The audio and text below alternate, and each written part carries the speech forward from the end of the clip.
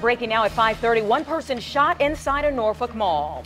We have team coverage on that shooting this afternoon at the Gallery at Military Circle. 10 on your side's Jason Marks is at the mall with the latest on what happened, and our Andy Fox is in the newsroom with a look at how shoppers helped the victim and how social media is helping to tell the story. We start with Jason at the mall.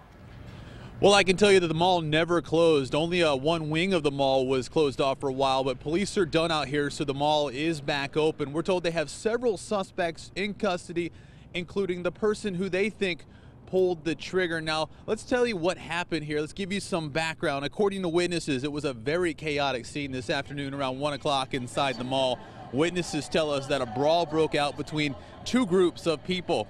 Mall security then got overwhelmed. That's when someone pulled out a gun and fired. Witnesses say there were at least 2 gunshots inside the mall. One bullet hit a man who was involved in the fight. He was hit in the upper leg. We're told shoppers scattered for all the exits. Businesses were even taking customers, letting them out back exits just to get people to safety. As you can imagine, there were a lot of shoppers in the mall at the time buying those last-minute Valentine's Day gifts. We spoke with one woman who was watching a movie, and when she got done with it and she walked out, she couldn't believe what she was seeing, that police tape.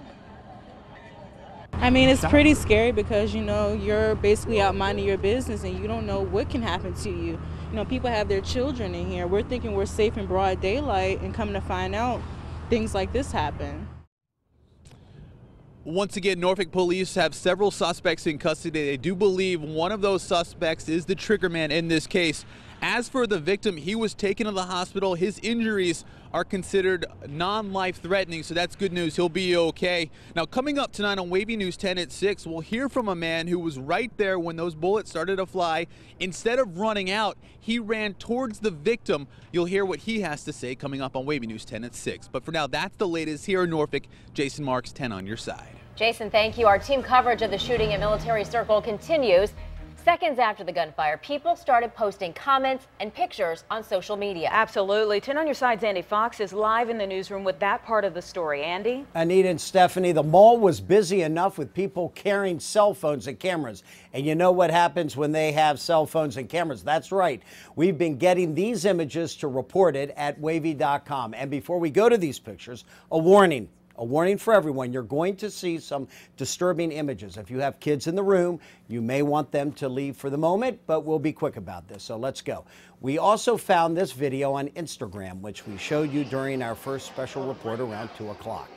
Just average people shopping at the mall like it's a normal Friday, helping out the victims as they call 911.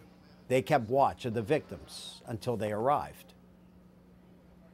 And we also found dozens of tweets about the shooting, most of which we can't use on TV because of the language in them, but the consensus is disappointment that the shooting happened, and very honestly, a lot that weren't surprised about this round of violence at Military Circle. We have more pictures from the scene posted right now on wavy.com.